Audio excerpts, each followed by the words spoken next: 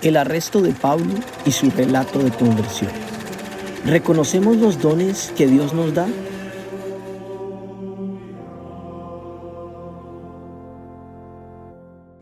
En este capítulo hablamos sobre el testimonio, tips de evangelización y muchas cosas más. Acompáñanos a vivir la palabra de Dios. Hola, buenos días. Esto es Levantando el Velo. Estamos haciendo un recorrido por Hechos de los Apóstoles y hoy estamos con ustedes María Paula Gallegos y Juliana Villegas. Por si no nos parecemos, somos mamá e hija. Uno nunca sabe. Bueno, entonces vamos a leer Hechos de los Apóstoles 21, versículos 27 al 40. Pero vamos a empezar con una pequeña oración. En el nombre del Padre, del Hijo, del Espíritu Santo. Amén. Señor, nos ponemos en tu presencia en este día. Te damos gracias por tener la oportunidad de hablar de ti. Te damos gracias por este canal. Y ponemos en tus manos todo lo que vamos a hablar y a decir hoy para pedirte que sea tu Espíritu el que nos guíe y que seas tú quien nos ayude a entender tu palabra para poderla comunicar a otros. Y te pido también por todos aquellos que nos escuchen para que reciban ese mensaje, esa semilla de ti, de tu Santo Espíritu. Amén. En nombre del Padre, del Hijo y del Espíritu Santo. Amén. Hechos de los Apóstoles, capítulo 21, versículo 27. Cuando estaban a punto de cumplirse los 7 días, los judíos venidos de Asia lo vieron en el templo. Amotinaron entonces a todo el pueblo, le echaron mano y se pusieron a gritar: ¡Auxilio, hombres de Israel! Este es el hombre que va enseñando a todos por todas partes cosas contra el pueblo, contra la ley y contra este lugar. Y hasta ha llegado a introducir a unos griegos en el templo, profanando así este lugar santo. Es que habían visto anteriormente con él en la ciudad a Trófimo de Éfeso, a quien creían que Pablo había introducido en el templo. La ciudad entera se alborotó y la gente concurrió de todas partes. Se apoderaron de Pablo y lo arrastraron fuera del templo. Inmediatamente cerraron las puertas. Intentaban darle muerte cuando alguien subió a decir al tribuno de la corte: toda Jerusalén está revuelta. Inmediatamente tomó consigo soldados y centuriones y bajó corriendo. Ellos, al ver al tribuno y a los soldados, dejaron de golpear a Pablo. Entonces el tribuno se acercó y mandó que lo detuvieran y lo atasen con 2 cadenas. Después empezó a preguntar quién era y qué había hecho. Pero entre la gente no había unanimidad. Unos gritaban una cosa y otros otra. Al ver que no podía sacar nada en limpio a causa del alboroto, ordenó que lo llevasen al cuartel. Cuando llegó a las escaleras, tuvo que ser llevado a hombros por los soldados a causa de la violencia de la gente, pues toda la multitud le iba siguiendo y gritando: ¡mátalo! Cuando iban ya a meterle en el cuartel, Pablo dijo al tribuno: ¿me permites decirte una palabra? Él le contestó: ¿pero sabes griego? ¿No eres tú entonces el egipcio que estos últimos días ha amotinado y llevado al desierto a los 4,000 terroristas? Pablo respondió: yo soy judío de Tarso de Cilicia, una ciudad no insignificante. Te ruego que me permitas hablar a la gente. El tribuno se lo permitió. Pablo, de pie sobre las escaleras, pidió con la mano silencio a la gente. Se hizo un gran silencio y Pablo les dirigió la palabra en lengua hebrea. Palabra de Dios. Te alabamos, Señor. Bueno, yo creo que nos toca contextualizar esto un poquito porque como lo venimos haciendo en todos los programas, pero pues queda un poco fuera de contexto para los que lleguen a este podcast específicamente. Igual los invitamos a ver los podcasts anteriores. Hemos ido haciendo todo el recorrido por Hechos de los Apóstoles y pues este es el capítulo 21.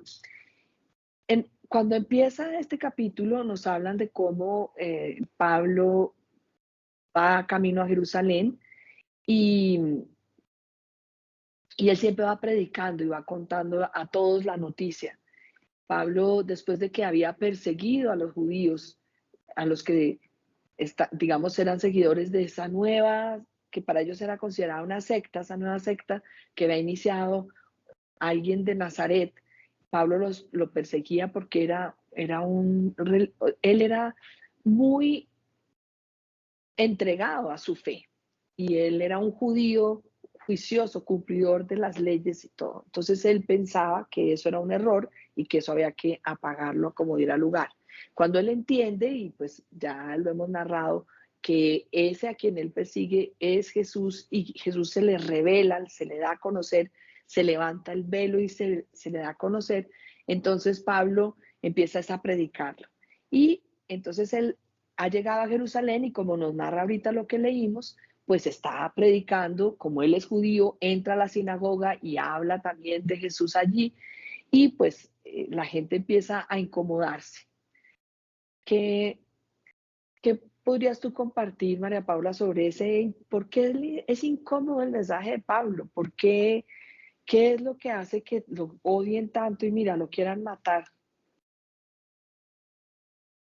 Sí, pues yo creo que a veces, pues que uno está acostumbrado a vivir en un mundo de mentiras, de engaños, y cuando alguien le dice algo que es cierto y que a uno de pronto ha querido tratar de negar por mucho tiempo, pues le va a dar rabia, le va a parecer incómodo, ¿no? Y un poco lo que hacía Pablo era mostrar lo que de pronto nadie quería ver, pero que era obvio y evidente, ¿no? Entonces a la gente le incomoda pues porque es algo que es cierto, si no fuera cierto no les incomodaría, se reirían de él o algo, pero al ver que es cierto les incomoda mucho. Yo creo que tienes toda la razón. De hecho, justamente antes estaba como diciéndoles los errores, las cosas que ve que están haciendo mal hechas. Y pues ellos reaccionan con esa furia, pues que casi que ni los soldados logran proteger a Pablo. Y por otro lado, a mí me parece también interesante, no sé qué opinas tú, el hecho de que Pablo al tribuno le habla en griego y cuando pide la palabra y hacen silencio, les habla en hebreo. Eh, digamos que a mí me llega un mensaje como de todo lo que uno ha recibido, sabe, conoce, aprende, tiene una utilidad y tiene una razón de ser, ¿sí? Pablo habla el lenguaje, digamos, como de cada grupo de personas también, porque es una manera más apropiada, pues, de llegarles. Y fíjate que de hecho eso descresta un poco al tribuno, porque dice, ¿cómo así? Usted, o sea, usted no es un ignorante, no es un guerrillero, no era el guerrillero ese que estaba armando problemas, usted es una persona letrada, estudiada.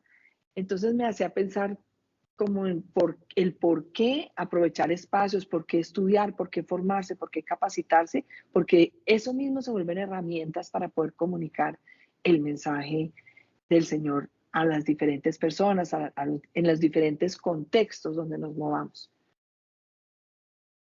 ¿Qué opinas de eso o qué otras cosas viste en el texto que de pronto te hayan llamado la atención?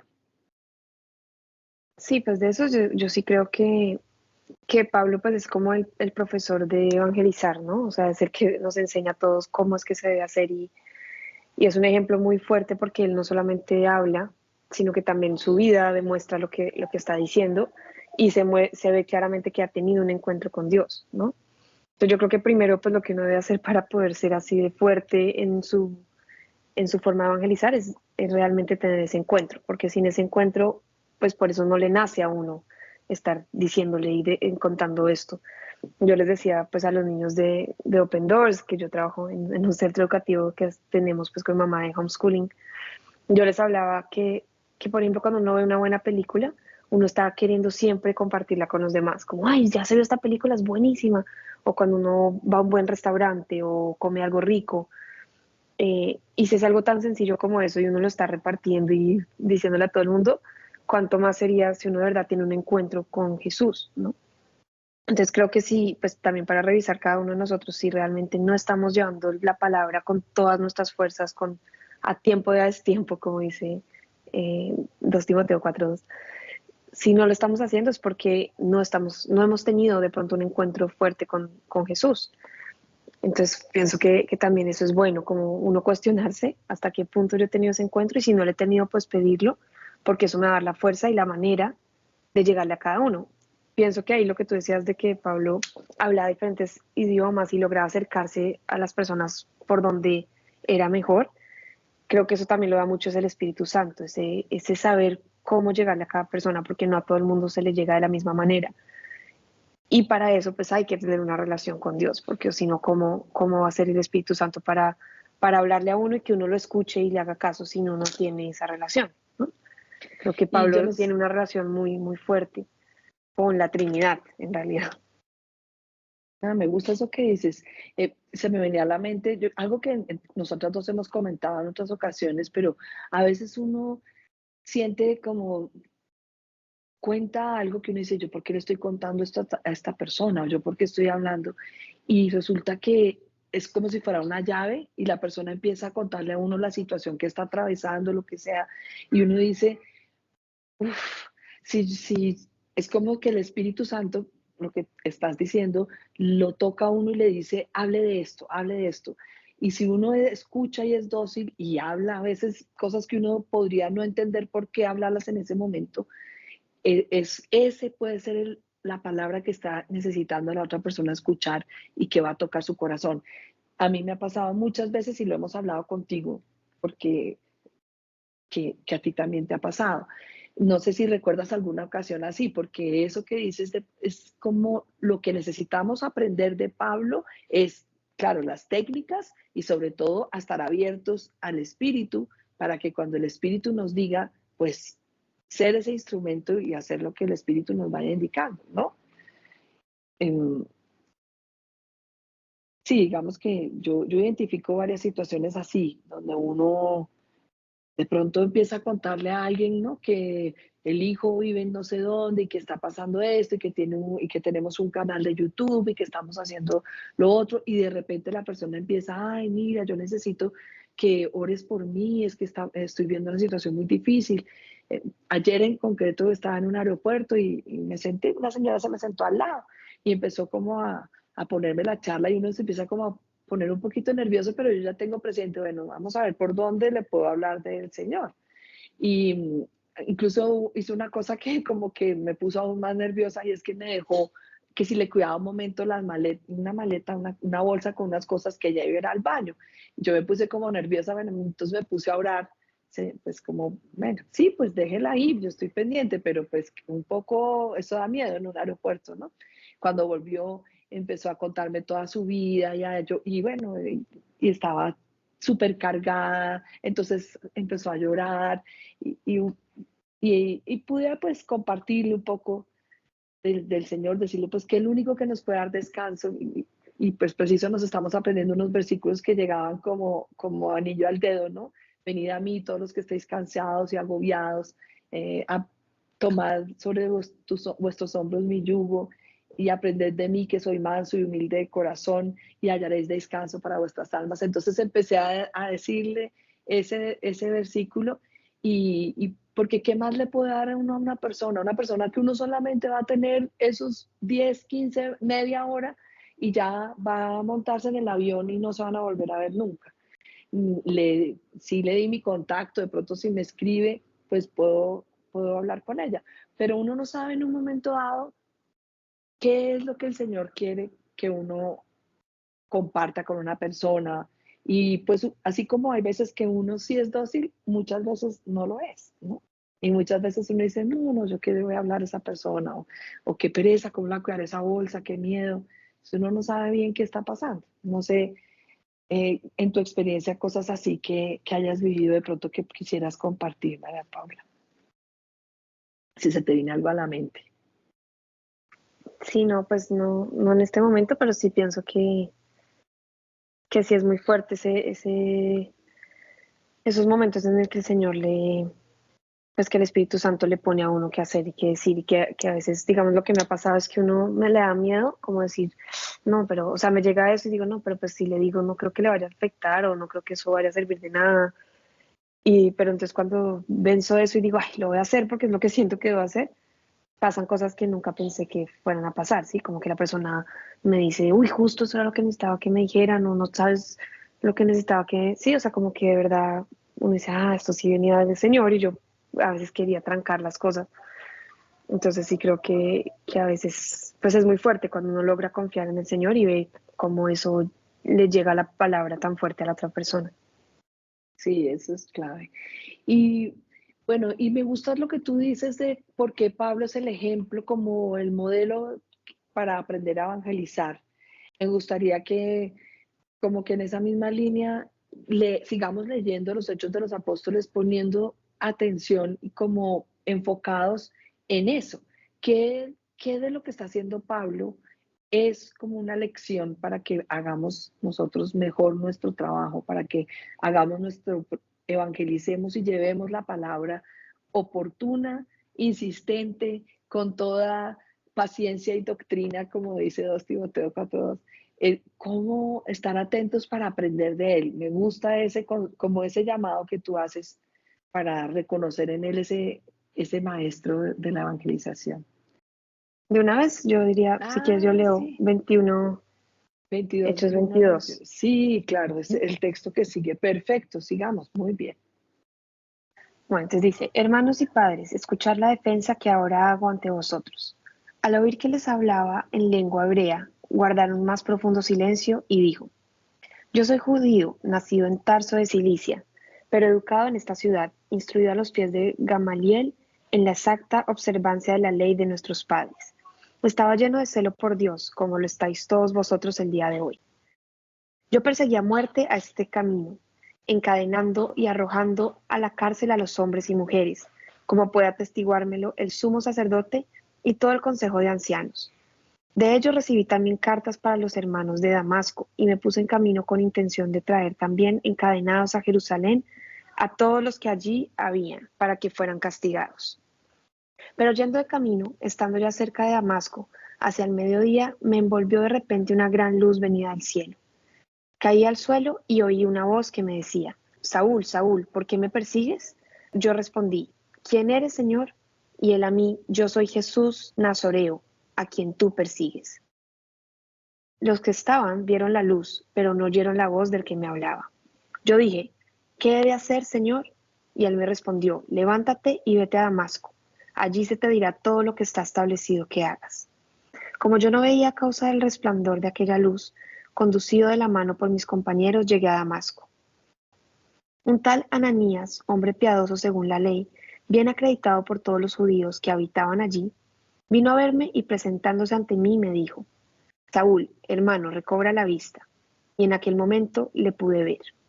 Él me dijo, el Dios de nuestros padres te ha destinado para que conozcas su voluntad y veas al justo y escuches la voz de sus labios, pues le has de ser testigo ante todos los hombres de lo que has visto y oído. Y ahora, ¿qué esperas? Levántate, recibe el bautismo y lava tus pecados invocando su nombre. Habiendo vuelto a Jerusalén y estando en oración en el templo, caí en éxtasis, y le vi a él que me decía, date prisa y marcha inmediatamente de Jerusalén, pues no recibirán tu testimonio acerca de mí. Yo respondí, Señor, ellos saben que yo andaba por las sinagogas encarcelando y azotando a los que creían en ti. Y cuando se derramó la sangre de tu testigo Esteban, yo también me hallaba presente y estaba de acuerdo con los que le mataban y guardaba sus vestidos. Y me dijo, marcha, porque yo te enviaré lejos a los gentiles. Qué interesante todo esto. Bueno, entonces, ¿qué está pasando? Lo primero que yo veo es que Pablo está poniendo en contexto, está explicándoles a los judíos quién es él y vuelve y está dando el mensaje, pero lo está aterrizando primero utilizando la lengua propia del judaísmo. Segundo, nombra cosas claves para ellos, como que él fue formado ahí en Jerusalén, que estudió a los pies de Gamaliel, que es un maestro reconocido entre los judíos, pues de la época, muy famoso. O sea, está diciendo, miren, yo no estoy loco, este soy yo, nací en tal parte, todo. Y luego también cuenta su vivencia, cómo él ha vivido ese encuentro con Jesús que le cambió todo. Entonces, leyéndolo en la clave que tú proponías, me parece interesante justamente ese ejercicio, ¿no? Tal vez ahí nos está diciendo, bueno, ¿cómo debemos ir a hablar? ¿Cómo hablar? Yo creo que, por ejemplo, para nosotros, el equivalente a lo que Pablo tuvo que enfrentar en el pueblo judío, tal vez para nosotros es enfrentar a, la, a los católicos, a la iglesia católica, o sea, a las personas que se dicen ser católicos y también a los que se dicen ser protestantes, porque nosotros tenemos toda una historia de vida donde hemos estado dispuestos, como estuvo dispuesto Pablo, a, a lo que sea buscando la verdad. Y si el Señor nos guió en una dirección, fuimos fieles en esa dirección y en el momento en que el Señor dice cambien de dirección, pues nos toca, porque no podemos no responder a lo que el Señor nos va mostrando y nos va llamando. Pero entonces no somos muy bien recibidos ni entre los católicos porque parecemos, pero ustedes de qué hablan, de qué están hablando, y ni entre los protestantes porque es que ustedes son católicos, ¿no? Entonces, yo me siento un poco identificada como en que Pablo tiene que poner en contexto todo eso y es un poco, y aprendo la lección que tú planteas de, bueno, entonces uno lo que puede empezar a hacer cuando va a hablar con un grupo de personas es ponerlas en contexto, ¿no? Esta es la historia de mi fe, de mi proceso de fe y vengo a decirles esto. No sé tú qué añadirías a eso que estoy diciendo. Sí, pues yo creo que sí, una manera que Pablo hacía mucho siempre era contar su testimonio, ¿no? Y creo que eso es muy importante cuando uno va a ir a hablarle a alguien de Dios y es saber uno por qué dice, o sea, ¿por qué? ¿Por qué va a venir usted a hablarme de Dios?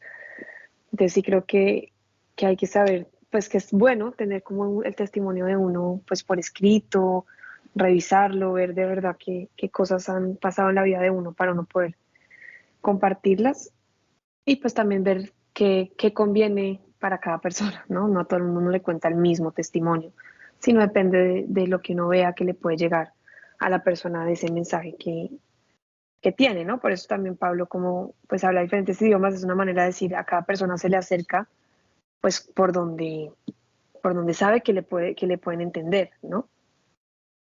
Entonces yo creo que sería como el testimonio y el querigma, porque es como lo que siempre tiene que estar, esas dos cosas, el testimonio y el querigma que hemos pues hablado. El querigma es esos elementos fundamentales de en qué creemos, ¿sí? Y que uno puede resumirlo y decirlo en un minuto o expandirlo y decirlo en una hora o en una charla semanal sí, pero que contiene la esencia de la buena noticia. Ese es el querigma, la buena noticia, el anuncio de la buena noticia. Y me parece, estoy de acuerdo contigo, que si uno mira cómo lo hacía Pablo, pues usa su testimonio para dar ese anuncio fundamental, ¿no? Entonces, creo que esas herramientas están muy claras y que nos sirven para el trabajo que tenemos que poder hacer.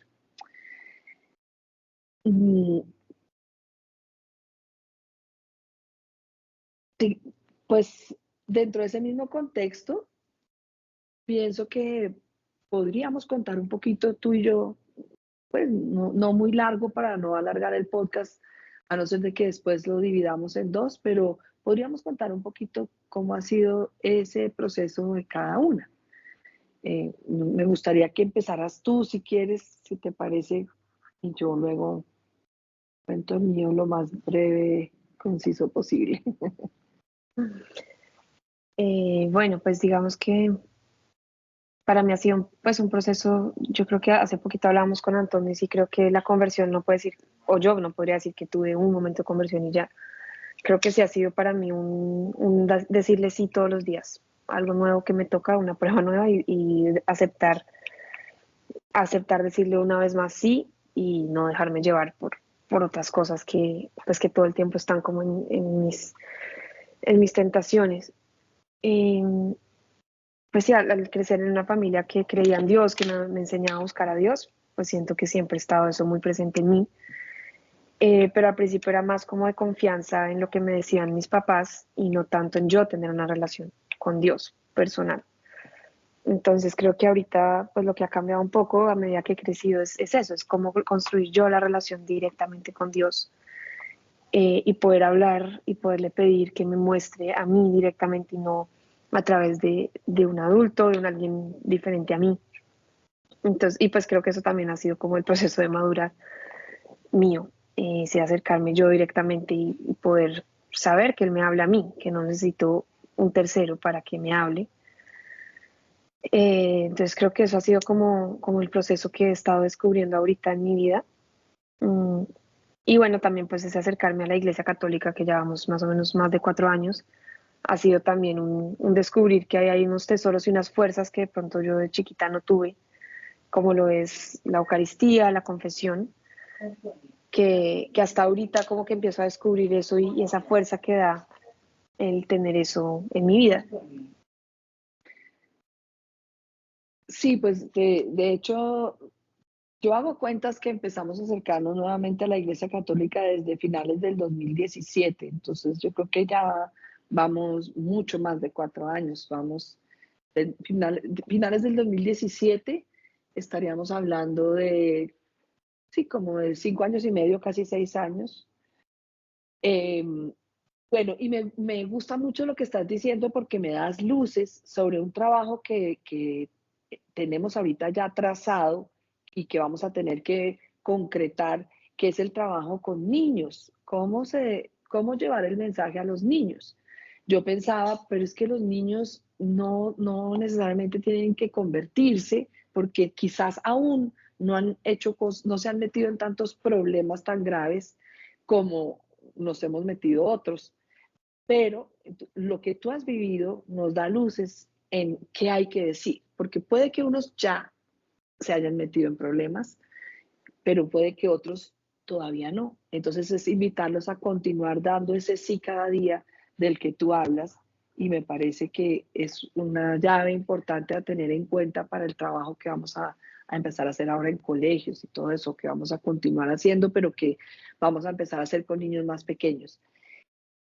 De mi historia, pues yo me siento identificada con Pablo porque, bueno, yo, no del todo, porque yo no empecé siendo juiciosa como Pablo, yo era una niña muy inquieta, muy vivaz, muy poco tímida, y eso me llevó a meterme en muchos problemas porque era como lanzada y, y tenía en mente que me he tardado muchos años en entender como que la felicidad venía de ir, de encontrar un amor.